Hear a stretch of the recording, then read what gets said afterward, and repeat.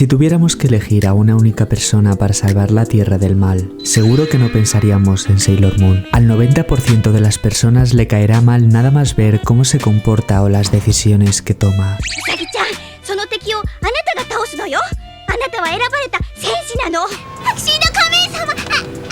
Ella se define a sí misma como alguien torpe, llorona y sin remedio, y aun con esa constante en su forma de ser, hay una cualidad que hace que los demás depositen sus esperanzas en ella para vencer al caos.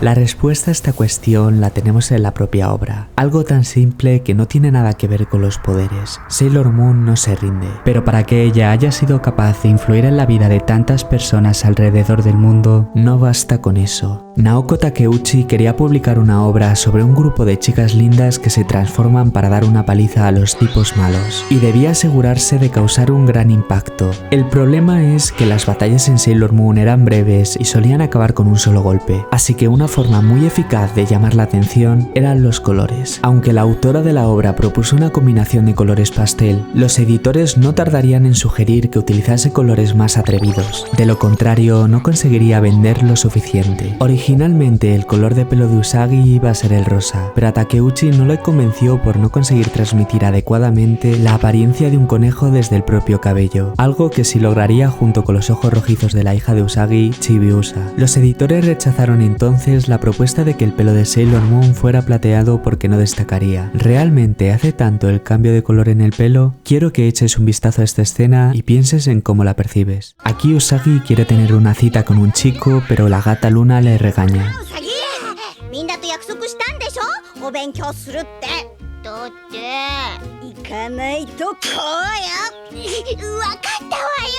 El cambio se nota, pero lo que nos transmite aquí es parecido. Es más difícil que nos importe lo que le pase a Usagi si la escena carece de trascendencia. Veamos qué ocurriría con Sailor Moon en apuros, sufriendo por querer y no poder transformarse para luchar.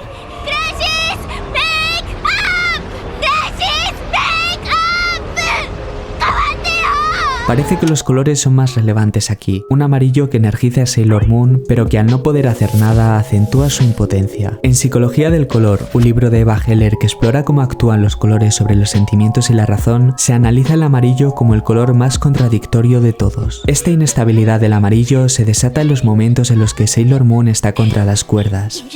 Así aumenta la tensión para el espectador. Cuanto mayor sea el conflicto, mayor será la sensación de alivio cuando se resuelva, haciendo de las batallas momentos memorables. Justicia, sabiduría, pasión, belleza, protección. Los colores también sirven para apoyar lo que cada heroína representa aparte del amor. Cuando interactúan entre ellas, sus personalidades entran en juego. No es de extrañar que asociemos a Ami como la chica más tranquila o a Rei como la que tiene el carácter más fuerte. Incluso Minako, con uniforme naranja y pelo similar a Usagi, es quien más se parece a ella en cuanto a personalidad. Cada una de ellas es diferente, con sus virtudes y sus defectos, pero todas luchan por lo mismo. Esto hace que puedas sentirte más emocionalmente conectada con una u otra y encontrar tu propia forma de luchar en el mundo real.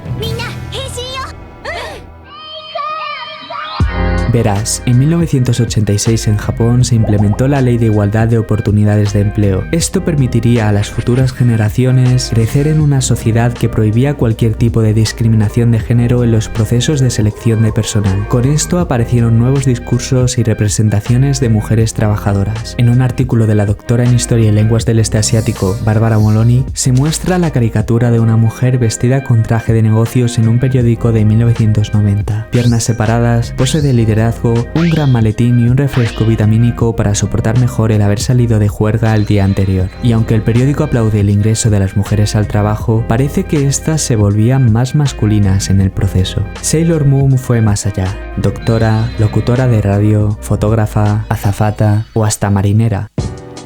Ejercer diferentes profesiones no solo invitaba a ser quien tú quieras ser de mayor, sino que también podías ser capaz de mantener intacta tu feminidad, borrando la idea de que el comportamiento profesional debía ser en última instancia un comportamiento masculino. También nos enseñó que convertirse en alguien profesional implicaba asumir nuevas responsabilidades.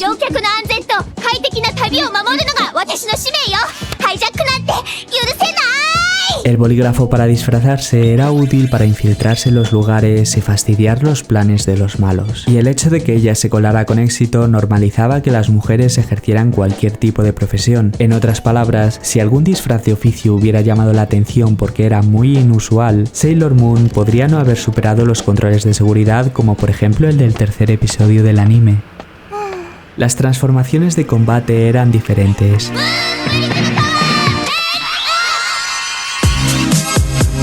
Con estas palabras eran capaces de convertirse en guerreras y luchar con sus propias fuerzas, lo que hizo que la frase se convirtiera en un grito de independencia. En una entrevista a Naoko Takeuchi para la revista Rolla, se menciona que uno de los mayores logros de Sailor Moon es tomar ventaja de que este make-up fuera un hechizo y no un reclamo de amor hacia los chicos. Para mí, a diferencia de lo que pasaba con la caricatura del periódico de los años 90, lo que lo hace aún mejor es que las transformaciones conservan su propia autenticidad. Ella lucha como cualquier otro guerrero, pero sin la necesidad de hacer las cosas como ellos. Aunque en la serie hay de todo,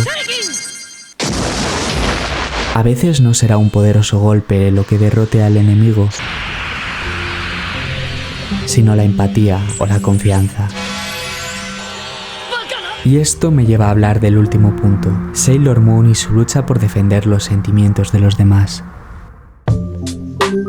Como defensora del amor y la justicia, ella no tolera que la gente se meta contigo por tus gustos o aspiraciones. 98 de los 200 episodios de la serie son de relleno, ya que era una forma de darle tiempo a Naoko Takeuchi para que progresara con la historia desde el manga, y los temas suelen girar alrededor de castigar a aquellos que se aprovechan de la ilusión de otros. Los malos obtienen energía de estas personas siempre apuntando a un objetivo mucho más grande, como destruir el mundo. Ahora bien, ¿qué es más importante? ¿Proteger al mundo o nuestros sentimientos? Si eres de esas personas que tiende a minimizar lo que siente o que no se da la importancia suficiente, entonces te recomiendo encarecidamente ver Sailor Moon, porque la amenaza de una inminente destrucción nos preocupa más, pero que se metan injustamente con nosotros por lo que nos gusta o por nuestras aspiraciones nos debería molestar más.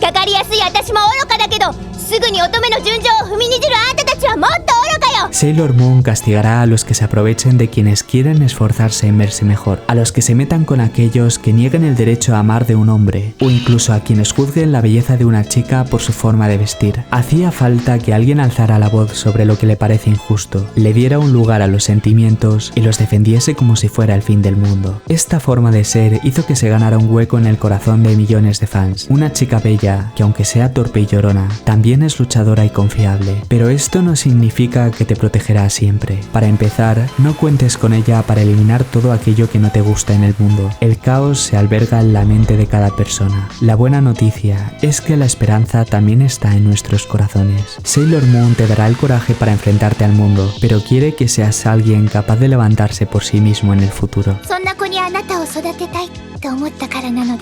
Y por último, si has llegado a tu límite y ya no te quedan fuerzas para luchar, entonces puedes confiar en ella. Si tuviera que elegir a una única persona para salvar la Tierra del mal, seguro que pensaría en Sailor Moon, porque de qué sirve vivir en un mundo salvado de los malos, pero en el que no hemos sido capaces de proteger aquello que nos importa.